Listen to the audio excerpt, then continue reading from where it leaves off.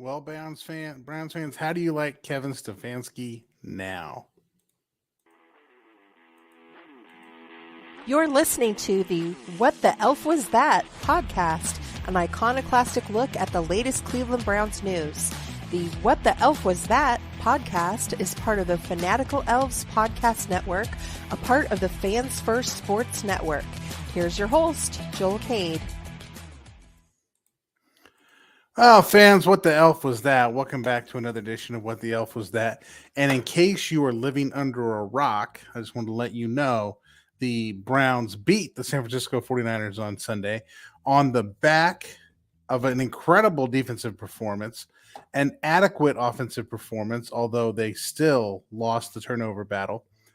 But what I found most interesting about this game was the kicking game. That's right, folks. The San Francisco 49ers had a rookie kicker who missed two field goals. Dos field goals that could have won them the game. Of course, the Browns kicker missed one field goal. And just watching another team have to suffer with a rookie kicker just brings me so much pleasure. I mean, I've watched kickers, I've dealt with kickers in high school, college, like kickers are not like my favorite people. They're not really football players. You can just go get a soccer player, make them your kicker. But to watch another team, besides the Browns, struggle with this thing is actually just kind of funny to watch. I mean, I'm watching this game with my son, and at the end of the game, he's like jumping up and down, throwing his hat, all excited that the Browns, won the game. And I'm just sitting here laughing that the 49ers kicker missed a second field goal. I mean, that thing was lined up, straight shot. All he had to do, and it wasn't even that far. It was like a 30-yard field goal. Straight shot, pushes it to the right. And I'm just laughing because that's the state of kickers in the NFL. Also, most NFL games are with 3 points or less. He could have made that kick. We'd be all crying right now that the Browns lost that game and threw away another tremendous defensive performance. But instead, if you look at Browns news, all we get to hear about is how Deebo Samuel was hurt, how everybody, Christian McCaffrey, everybody crying a river over the 49ers. Never mind the fact that, like, the Browns don't have their starting quarterback, their starting running back. They're all pro left guard. They're Pro Bowl right tackle. So, I don't know. Cedric Tillman was out. I don't know how many injuries equate to Deebo Samuel and Christian McCaffrey. But, like, at some point, the injuries negate themselves. Like, how many injuries do the Browns have to equal the amount of injuries? So, it's irritating to read this all over the news. This is why I don't watch football games with the sound on. And if I'm telling you, if you can pull it off, you need to. Don't watch football games with the sound on. Okay. Maybe someday I'll come out with a guide on how to watch football, put some little videos up and do it. But at this point, I'm telling you, step number one, take your brain back by not letting morons like Greg Olson fill you with stupidity. There's my public service announcement on the Browns. But excellent victory this past Sunday. I know we've talked it to death already. And if you were in New England, we'd already be talking about we're on to Indianapolis. Because we are on to Indianapolis. But before we get on to Indianapolis, the Browns have announced that Michael Dunn, who actually started for Joel Bitonio, is now on the IR. I've learned today that Joel Bitonio actually had arthroscopic surgery during the bye week, which is why he didn't start this week. So hopefully he's recovered from his surgery and can actually play next week. And who knows what the surgery was. But when you're all pro left guard named Joel, by the way, you can follow me, Joel, at the left guard on X. But the Browns left guard, Joel Bitonio, having surgery over the bye week was an interesting situation to go down. So you've also got Cedric Tillman, who had a hip injury, might be coming back for the Colts game. And Anthony Walker Jr. was in concussion protocol at the end of the 49ers game. So we'll just have to kind of see where that all lays out. Hopefully the Browns can come back on Wednesday. For those of you who watch the post-game coach's speech, that the Browns had Monday and Tuesday off, provided they get a weightlifting session in, and they're not coming back to the facility until tomorrow, Wednesday. I'm recording this on October 17th, so we're talking about Tuesday night. So they're coming back Wednesday for practice, getting ready to gear up for Indianapolis. And what team are they looking at here with Indianapolis? Indianapolis at this point, they've got an interesting team down there, but the team's starting to get some pieces back. Some pieces are going away. They have a pretty good defense. Can't deny that the defense is actually a pretty good situation for them. Like the Browns, their issue is the offense. And hopefully the Browns are getting Deshaun Watson back. I'm not optimistic at this point, but we're now talking about an AFC game. And AFC games count in tiebreakers, so it's important you win AFC games. That thing over San Francisco, that was an absolute steal. The Browns should not have won that game. They stole that game. That gives them a leg up on the rest of the AFC North because Pittsburgh's already lost to them, and there's a good chance San Francisco will beat Cincinnati and Baltimore at the same time. So we may have just stole a victory in the win column there, but the AFC games count towards tiebreakers. So you need these games. You need the AFC games. Those games against the NFC West, those are okay, whatever, but you need the AFC games. And now you have the Colts. The Colts are looking at losing their rookie quarterback, Anthony Richardson, who actually looks pretty good. I mean, it may be a blessing in disguise this guy is injured. I mean, he looks pretty good. The problem he's had through his entire career is that he can't stay healthy.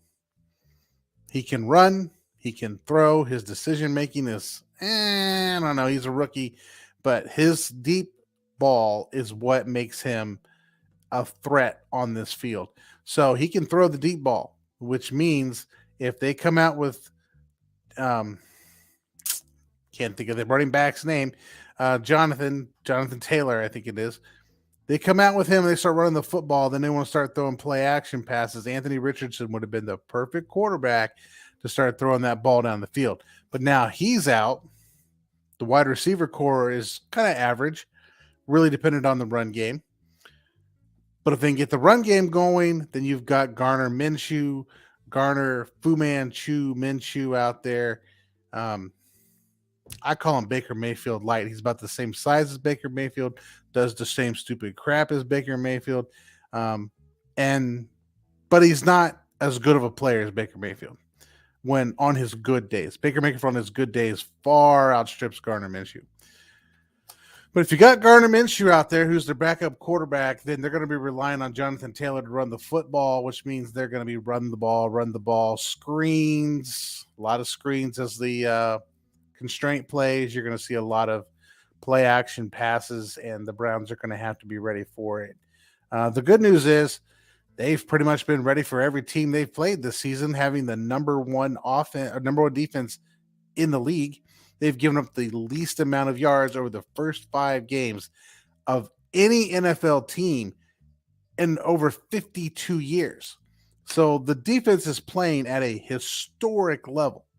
I'm just guessing, that Jim Schwartz will have them ready to play Indianapolis, and they will not take them lightly. They will take this as an opportunity to pound another team's offense into the ground.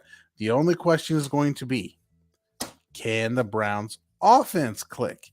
And when it comes to the Browns offense, one thing to have note for the Colts is that Grover Stewart, who's been the league's highest rated run defender by PFF, got suspended for using PEDs. There's stuff going on with this Colts, man. They're all out there gambling, getting suspended. They're taking PEDs, getting suspended. They're getting hurt. Colts got some mess going on. Somebody needs to sit them down and straighten them out, But the Browns, they don't have their starting on Nick Chubb. Kareem Hunt looks pretty good.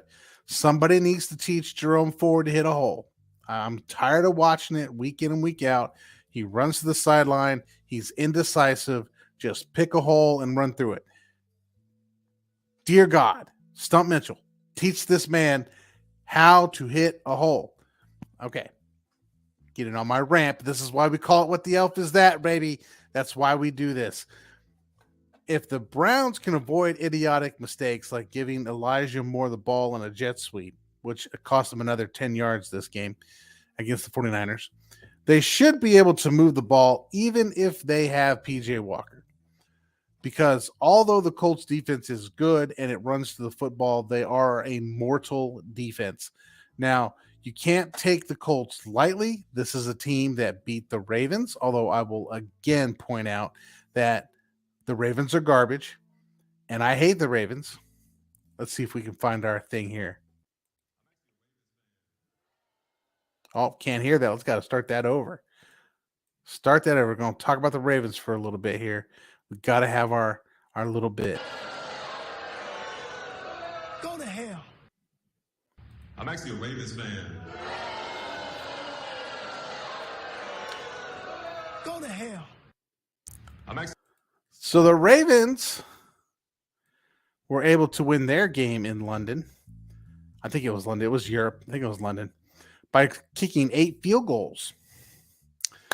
You know, that adoption of the air raid offense, which, by the way, they completely abandoned after week 3, has left them with nothing but like play action passes and running the football, and their running backs are injured. Lamar Jackson is not a running back in terms of he actually plays the position.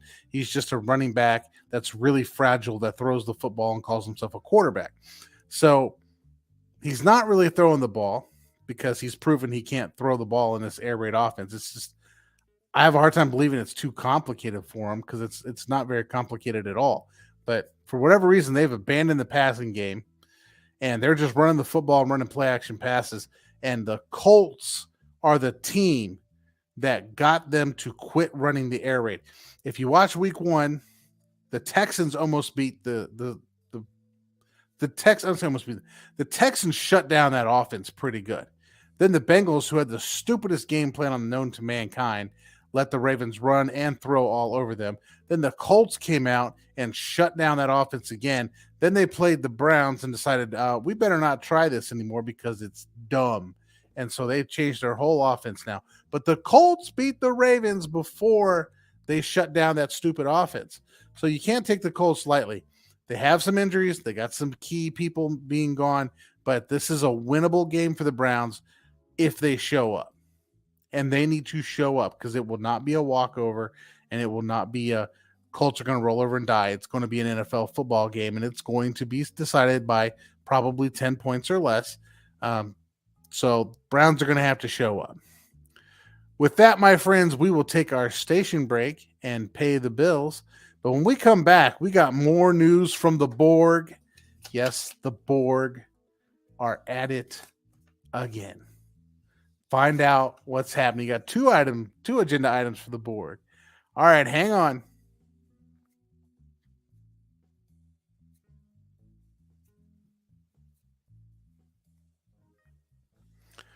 All right, and we're back.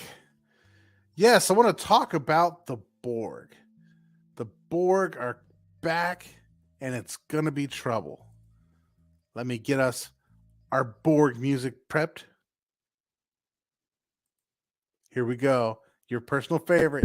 We are the Borg. Your culture will adapt to service us. Resistance is futile. So the Borg are in the news again. As you may know, that there are actually, I believe, owners' meetings going on right now. I closed out my window with X open. X, formerly known as Twitter. The Borg are having some kind of important meetings. I'm looking this up for you right now. What kind of meetings are the Borg having? Got a lot of baseball on my timeline. I don't even understand that. A lot of baseball on my timeline. Let me see if we can find the football.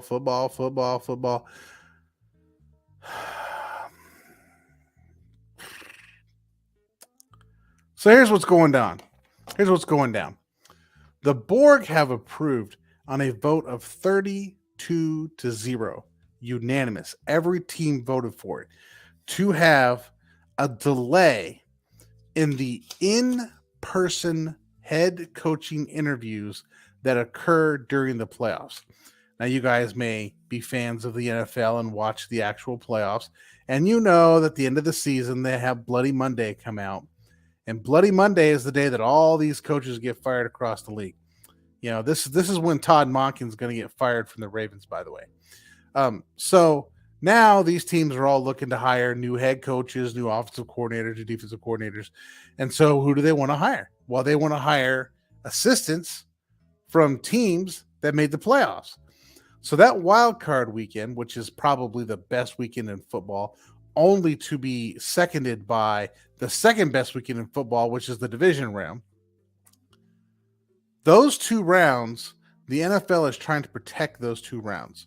So what they're saying is an NFL team cannot interview someone that's coaching a playoff team in person during the first two rounds of the NFL playoffs, during the wild card and division round. But after the division round, when you get into the championship round, you get into the AFC and NFC championship rounds, then you can do in-person interviews. So what does this mean for anything?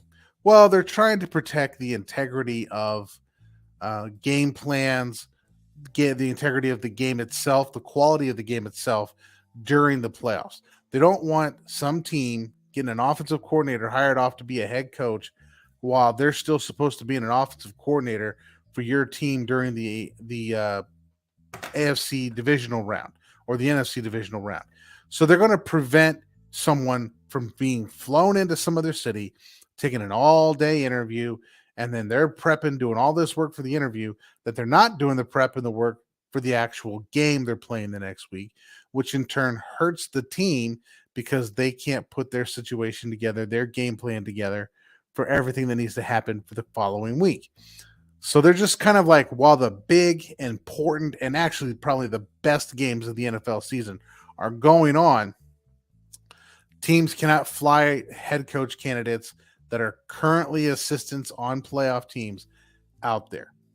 Now, that doesn't mean they can't do Zoom interviews. I mean, some people just, their whole job is from home working on Zoom. So you can still do Zoom interviews. You just can't do in-person interviews, head coaching interviews. So I think they're trying to protect the integrity of the game. The vote was 32-0. So NFL owners protecting their own, protecting their cash cow. Who would have thought? So the other issue from the Borg, and this is the interesting one, because there'll probably be a lot of conversation about this, not necessarily right now, but I think this is going to be something we're going to talk a lot about in the off season when the rules committees, the competition committees, when those committees get together and they start talking about what are we going to change and what are we going to do, that's when this will come up. So I guess they're at league meetings. I don't even know what that means to say league meetings, owner meetings, whatever. They're having league meetings in New York City.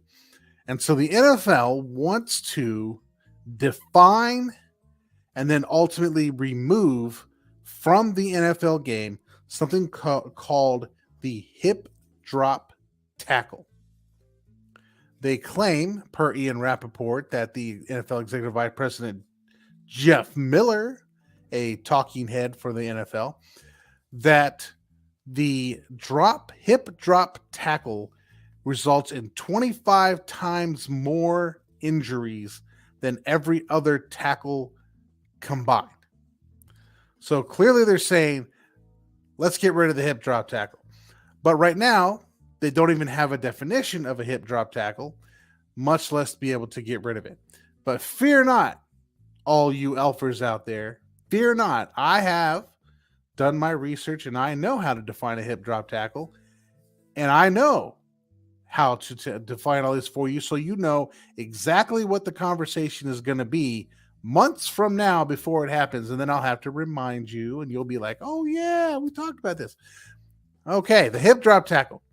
The hip drop tackle is actually a rugby tackle. So if you ever watch rugby, this is a very popular move in rugby. basically a hip drop tackle has three basic elements. A grab. You grab the player. Then you twist the player so that your body becomes behind the player. And then as the tackler, you drop your hip to the ground, landing your hip on the ball carrier's legs. Okay, so let's define this again. Let's say Joe Blow's running down the field. I'm going to hip drop tackle him. So I grab him, I twist him and my body so that I'm behind him, and then I drop my hip right onto his calves or right onto his knees, preventing him from running. That is a hip drop tackle. It looks dangerous. It probably is accurate that there's 25 times more injuries from a hip drop tackle than from a regular tackle. Let's say you wrap your arms, or probably if you're spearing people like the Steelers, you probably get less injuries spearing people, minus Ryan Shazier, of course. But you probably get less injuries spearing people than you do with hip drop tackles. Hip drop tackles are nasty. I would agree that this is something we should get rid of in the NFL. The problem is going to be is that you're going to put NFL officials into a judgment call, because the hip roll tackle is the hip roll tackle is when you grab, you twist, and then you roll on your hip, rolling the ball carrier over top of you onto their back. The hip drop tackle is when you grab, twist, and then immediately drop your own hip onto the legs of the ball carrier. So both tackles exist in the NFL. One is safe, that's the hip toss tackle, okay, versus the hip drop tackle. So expect the owners to start looking at this, because the last thing the owners really want to do is pay somebody to not work. I mean, that's got to be like the last thing you want to do. And Geno Smith of the Seattle Seahawks has already been injured this season on a hip drop tackle. So you know that they don't like paying somebody an exorbitant amount of money to not play. Plus, the Seahawks fans, right? They want their starting quarterback. As Browns fans, we should appreciate this. We want Deshaun Watson out there. We want to watch Deshaun Watson, not PJ Walker or Dorian Thompson-Robinson. You know, if we can eliminate a tackle that is dangerous, and I would agree is dangerous, let's get rid of it. So the Borg are out there looking to preserve their wallets by not having to pay people that are injured. I seriously doubt that they have any interest in health, like safety of the players, unless to the point where it's like, well, we need these players to play, and that's about it. I think it's a good move. I think it's going to be harder for them to define that. Plus, you're going to put officials into a judgment call, and you're also going to have people who don't intend to do a hip drop tackle, that for whatever reason, it's going to go from a hip toss tackle to a hip drop tackle. And then we're going to have all these penalties, just like for like targeting we get, where you can watch the replay 100 times and like, did he intend to do this? Did he not do that? It's just another judgment call play that's going to be out there. I don't know. I don't think it's good. I think it's good to get rid of it. I just think you're going to have to define it really well and do a lot of training. And you're also going to figure out a way for small players like JOK to tackle really big players like take your pick. I mean, like Kyle Juszczyk's a pretty big player. Derrick Henry's a pretty big running back. So you have to figure out a way to find that to make it safe. Because if you can't cut, which the NFL is trying to get away from the shoulder pad in the thigh situation, if you can't cut and you can't grab, you got to figure out something. There's got to be a way to tackle somebody, or we're just going to declare the NFL to be a 7-on-7 league and move on, which I think is ultimately where this is going to go. But we'll see. We'll see. So yeah, previewing the game for the Colts coming up next week. We got the Colts in Indianapolis. If you guys are going, I will be there in Indianapolis watching the Browns taking out the Colts. So if you're interested, drop me a line, send me an email, theleftguard@gmail.com. I don't know. Maybe I can throw that up on the banner for you guys to see. I'm not that sophisticated.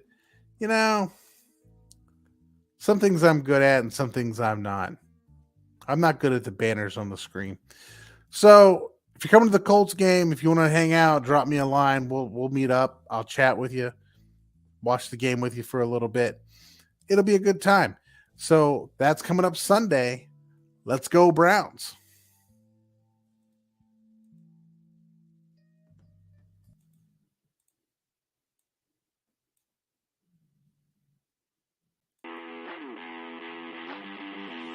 Thank you for listening to the What the Elf Was That podcast. Please like, subscribe, and tell all your friends to give a listen.